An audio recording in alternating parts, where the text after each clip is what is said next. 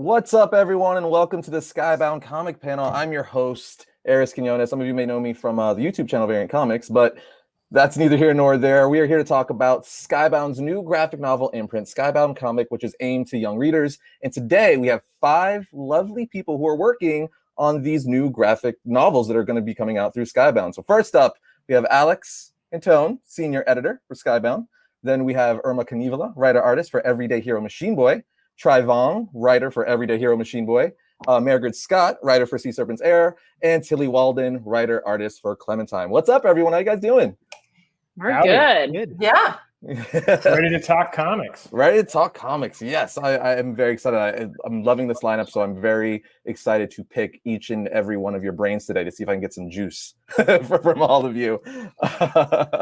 But yes, the Skybound comic is a new original graphic novel imprint that's aimed to young readers, and it's launching in 2022 with 3 big releases. We got Clementine Book 1 coming out in June, Everyday Hero Machine Boy in September, and Serpent's Heir Book 1 in October. So with that said, that's our lineup for today.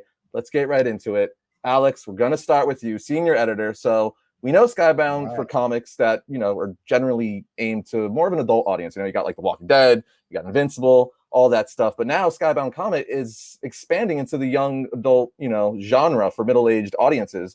Where did that, what was the birth of that? And how did you select the titles to launch? That's a great question. It's been in the works for a long time, long before I even joined Skybound. We have a great team of editors here, led by Sean Makowitz, and John Moisen actually acquired Serpent's Heir, and Ariel Bassich acquired Everyday Hero Machine Boy, and they were just sort of naturally in this space that we were looking to get into anyway. And they were so strong that it felt like, well, these could be sort of foundational books for an imprint. Right. We're really, really excited about, everything that's going on in the young reader space, just across the board. And it felt like, like you said, Skybound's definitely got adult comics on lock. We make a pretty wide range of comics in the adult space, but it's definitely, we don't make a ton for kids, and we don't make a ton, for sort of younger kids, especially the middle grade and YA was definitely something that we really wanted to get into. So we already had a strong foundation with Serpent's Heir and with Everyday Hero Machine Boy, and then the idea to bring in Clementine into the fold was also something that we'd been looking to do for a long time, but didn't really know the right way to do it, didn't know how to do it. Obviously, it's she's a beloved character, and we wanted to make sure we did it right. And that's when we found Tillie. And so when I think of Walking Dead, I think of obviously horror and scares and horrible things, but I also think of the humanity and the heart that Walking Dead is known for, and family and all of the sort of values within these horrible times that exist in the world of The Walking Dead, and Tillie brought all that and then some to what she is doing with Clementine. So with those 3 books, we felt like, all right, we've got a real imprint on our hands, and so we named it Skybound Comet. Partially why I was brought in was just to sort of organize things and push things forward and come up with a plan. So I'm really fortunate to have come into such a great situation at Skybound.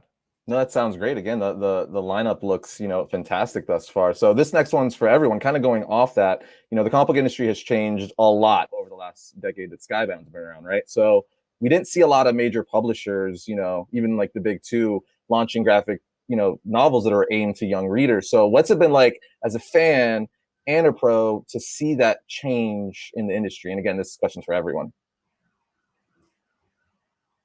I think it's been awesome. I never, got into comics just to make superhero comics or to make a specific kind of comic. And I also, I want comics that I can give my daughter and my wife, who aren't necessarily, comics people. And, my daughter's 3.5, so she's not really any kind of person yet, but I'm a 4-year-old. I feel you. But yeah, every comic could be somebody's first comic. And I think, a lot of the comics being published in the YA and middle grade space are so accessible, and that's really, really exciting to me. And comics are great, and all different kinds of comics can be great in their own way. Tillie, what would you?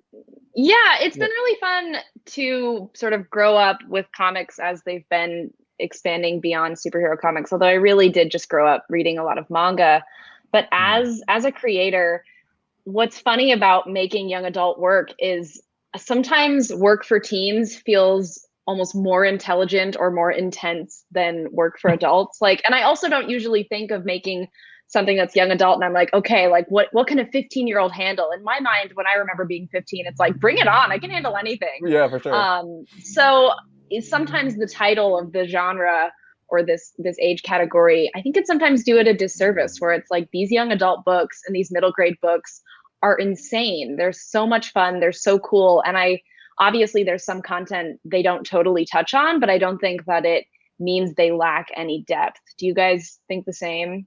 Totally. It's funny. My mom was a huge fan of young adult novels when I was growing up, and she'd always be like, "You can tell it's for young adults because it gets to the point." It doesn't pander. But yeah, no, I'm super excited because my day job is writing cartoons, and so getting able to write sort of the same things without the sort of standards and practices restrictions. There's all these restrictions on what you can and cannot do on TV, and getting to sort of write that with like the handcuffs off has really made me feel like I can tell a more realistic and holistic experience, like the comics feel more like you can really represent, just all the hard things at that age, and all the things, like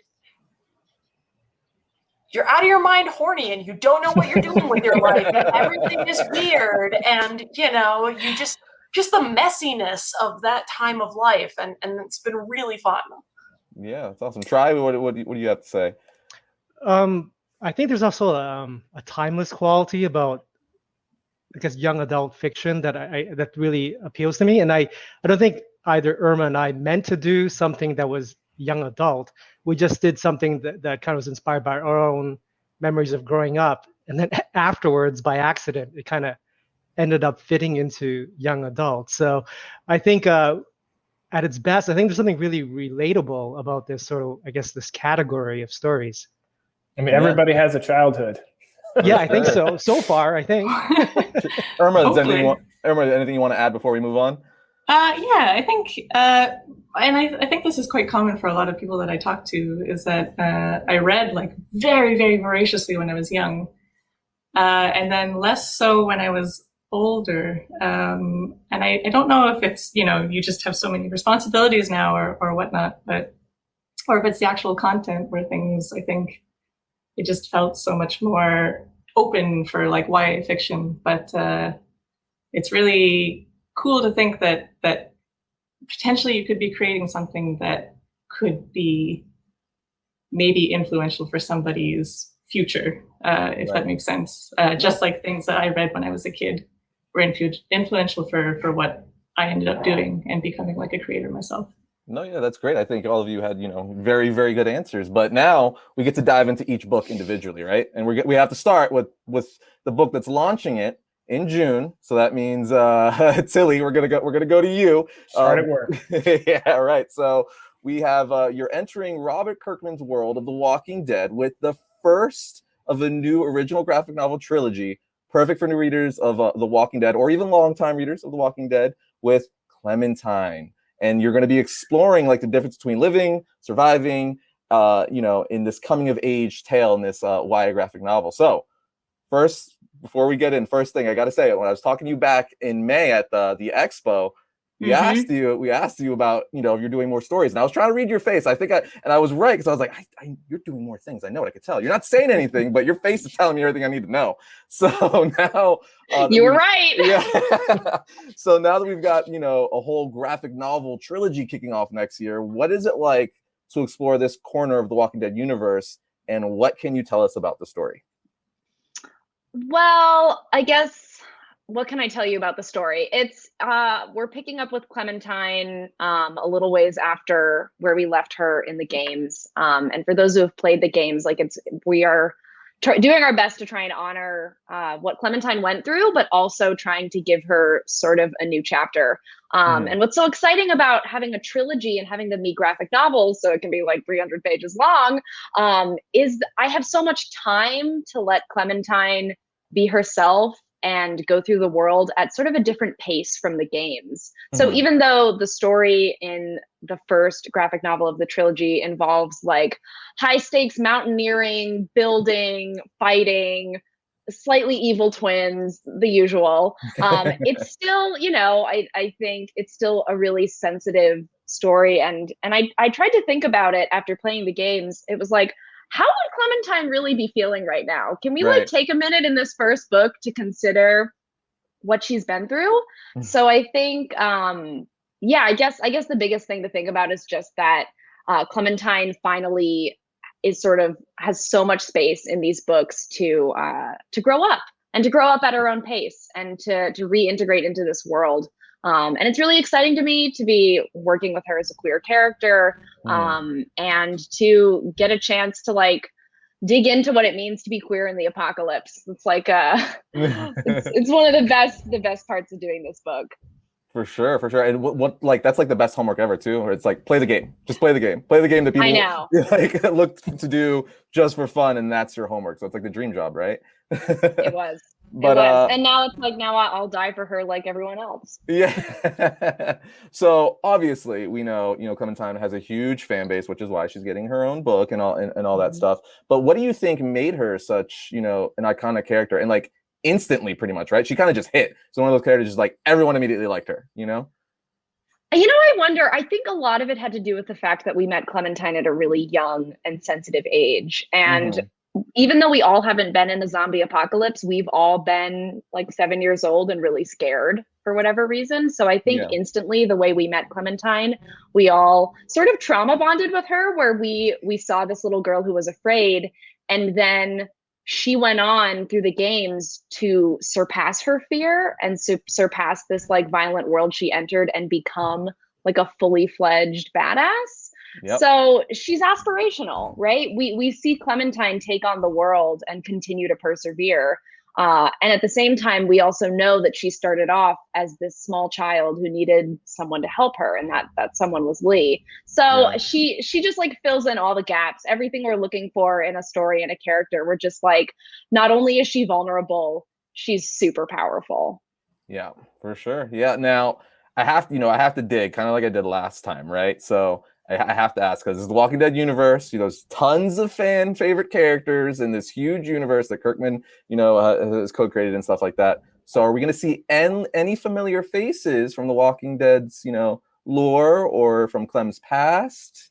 It's a good question, one that I cannot disclose, unfortunately. But Clementine's past, I will say, will be a big part of the book, because how could it not be? Okay, so I'm going to take that as a yes. You didn't say yes, but I'm going to say yes, so they can blame me. But do you have a favorite moment from the character in the games? I mean, I can't help but be extremely, extremely nostalgic for the time Clementine spent with Lee, and our youngest years with her. It's sort of what constantly comes back to me. I think a lot about the Clementine and Lee in the RV in the game. Not to get too internal, but just them having conversation with them on the train when Lee cut her hair. I mean, it's that relationship sort of sums it all up for me. Very cool. Well, I can tell you're very passionate and you genuinely like the character. So that means, you're putting your passion into it, and it's going to be fun. It's going to be a fun ride. I'm definitely excited for what you're bringing to the character. So I cannot wait. But let's move on, because we got two other awesome books that are launching with this new initiative in September. Right after Clementine, we were going to be joining the world of everyday hero Machine Boy. It'll be hitting stores. And I guess it asks the question of what happens when a Machine Boy falls to Earth and his heart is awoken for the first time, and he learns what it means to be a human. Really, really cool concept. So we got to go to Irma and try. Obviously, you guys are the ones bringing this book to life. So everyday, hero machine boy, it mashes together two of my favorite genres, right? You got machines, which everyone likes, mechs, robots, right? And then emotion, feelings, okay? So it's what makes you care. So what inspired the world and characters for this graphic novel? Sorry, I guess I'll take this. Yeah, we'll start with Irma. So I guess also I just wanted to make a quick clarification. Earlier you had listed Try as the writer, but actually the art is like mostly Try. I'm sorry. Never cares. You gotta call me out on this, Try. You can be like, no, you're wrong. This is your book. Call me out. Just not politely. That's how Try I do things. is too nice. They both write the book and they both draw the book. It's true. So it's really, where does one begin and when does one end? Exactly. Yeah, it's quite a weird process. Synergy. Yes. Exactly. But yeah, I feel like it started when we were sharing a studio at the time, and Try had this like vision in his head of like a karate grandpa basically punching a machine boy's heart to life. And he was like, I can't quite figure out how to make this work. And we were having lunch one day, and I was like, yeah, but what if it was also about like him going on his first date? And like the first day of school, and somehow through that, like it just turned into what it turned into, which is like high stakes, low stakes, everything in one.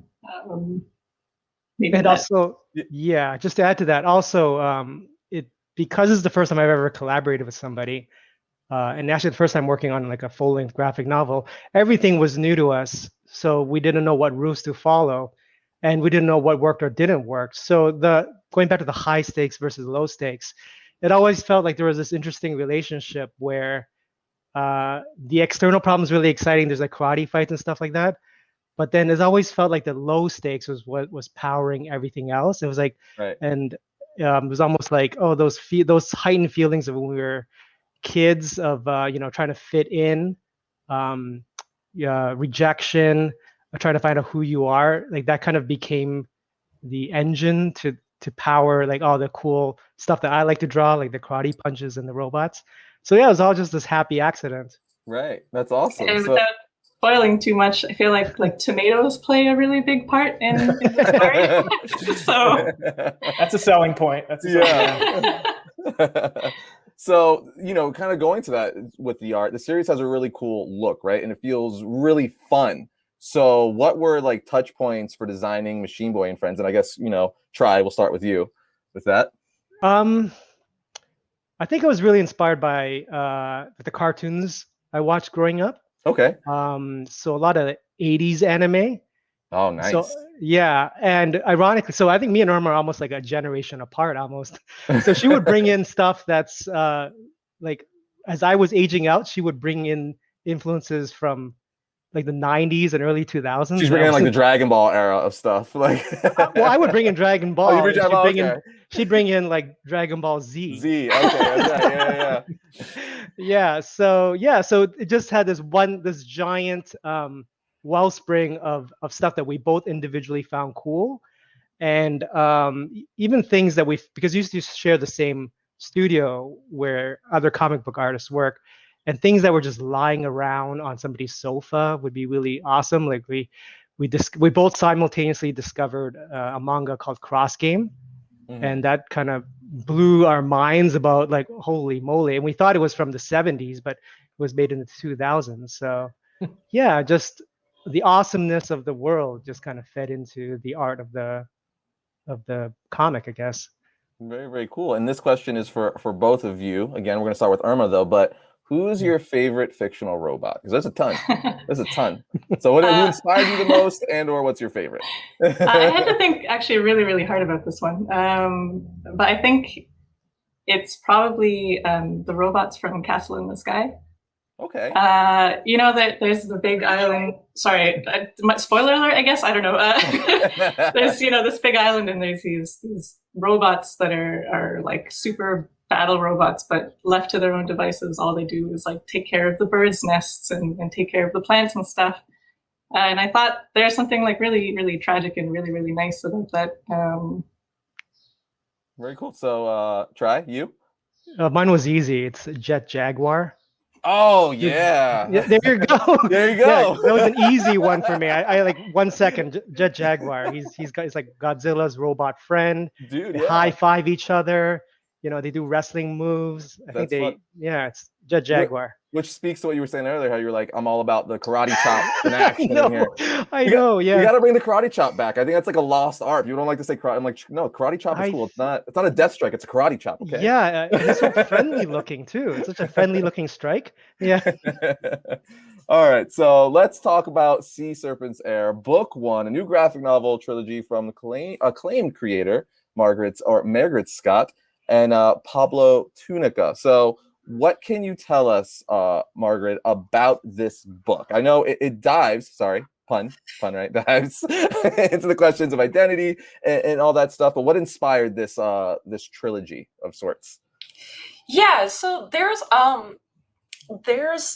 a sort of famous thought in musical theater, and they talk about it a lot in Disney movies, which is in every Disney movie, there's a song where the main character sits on a rock and tells us what they want out of life. And that's so true.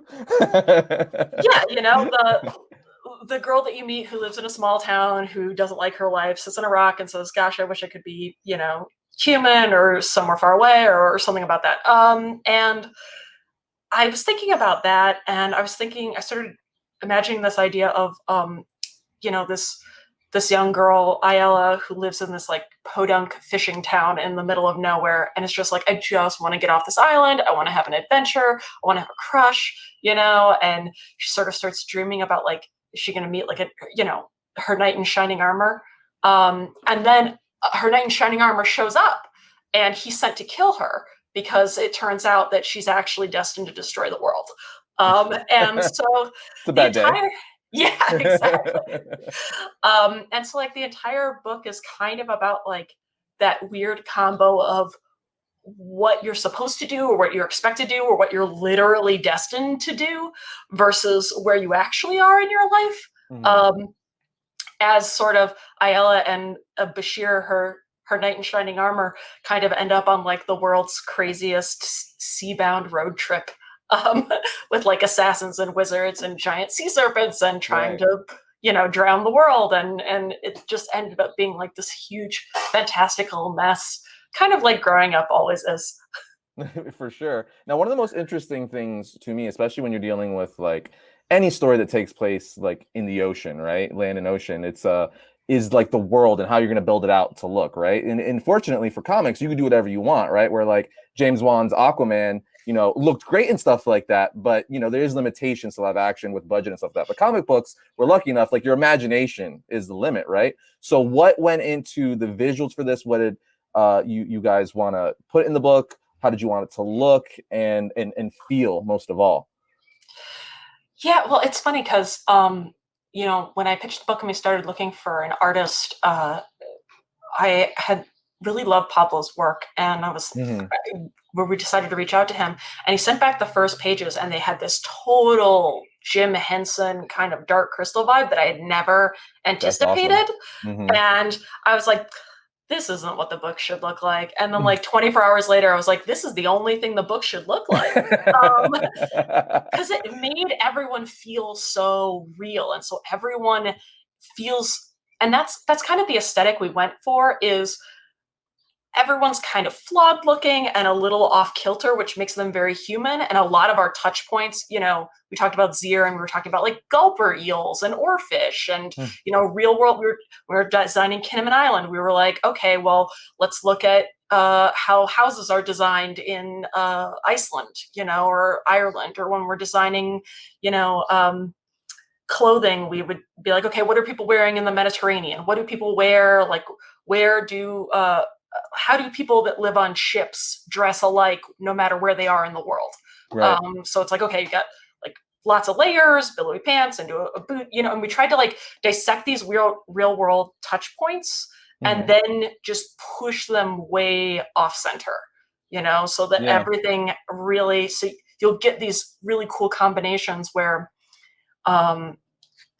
it's like I tell Pablo, like, you know, this priest that we are seeing is kind of got like a Roman Catholic Renaissance vibe feel, and then you put them in that outfit, but then like give them a mask where like their eyes were completely covered, you know, and they'd be walking around like acting totally normal but functionally blind as far as we know. And so it'd just be these weird things where you wouldn't expect it, but it feels natural because we try to sort of keep little tabs on kind of the weirdness of reality.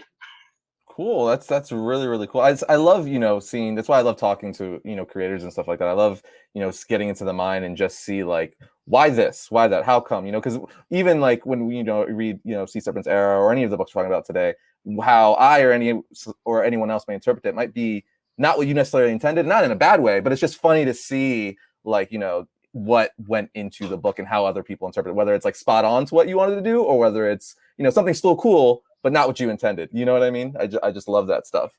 But anyway, so the main character in this book is Ayala. Am I pronouncing that correctly? Ayala? Ayala, yeah. Ayala. Okay, so what's going to make young readers relate to this character, do you think? I mean, I think there's that wonderful quality about her where you're super, super ready to do the thing until you have to do the thing. Right. And definitely in this book, she's like really sort of thrown out of the plane and like, wait, I don't know how this shoot works. And I think, and it's funny because she's sort of, I mean, I don't know. I find her really relatable. It's like you're supposed to be the most powerful person in the world, but your mom still won't listen to you. And, you know, I think she's constantly running into that horrible revelation that we sort of start to have when we're teenagers and then continue to have, which is you really think when you're growing up that there is a plan and people have their stuff figured out. And then it's like, oh no, there's not, you know? And sort of the book is kind of constantly bumping up against like, no, this is literally a prophecy, or we definitely have this elaborate plan. And then it's like, no, you just have a grudge from like 15 years ago that you're trying to work out. And that kind of like messiness and trying to sort of hold on to, I don't know, just find a compass for yourself. I hope is really relatable. I think it's really relatable. So that's really, really cool. But now I want to move on to questions that are going to be from everyone. We're going to start with Alex, Tillie, work our way down as, you know, you see us on the screen here.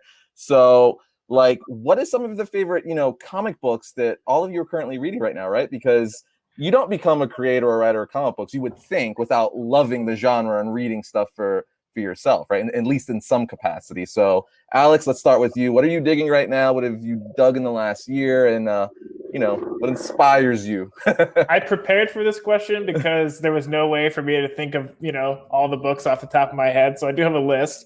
Okay. But I mean, as far as Skybound goes, gotta, you know, Gotta promote the home Skybound, team. Yeah. first and foremost. But Ultra Mega is fantastic, and Dude, Six Sidekicks of Trigger Keaton. Those are my two favorite books that Skybound is publishing right now. I just think they're awesome.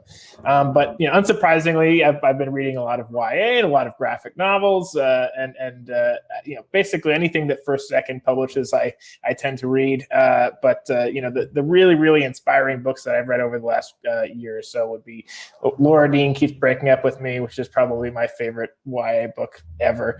Tied maybe with Stargazing, which is also just wonderful. And then the Magic Fish was a book I read recently. You stole my answer. Oh, sorry, my bad. The Magic Fish. It's so good. It captures such a specific feeling that I really enjoyed. But yeah, anything by Box Brown, also somebody I really enjoy. I love his graphic novel Child Star. And I just read Sarah Anderson's Fangs, which is awesome. Getting more into webcomics and getting more into manga as well. And actually, the most recent manga I read was Spy Family by Tatsuya Endo, and that one is that one's a real good one. So nice. I'd recommend that one. Awesome. Some great recommendations. Tillie, what about you?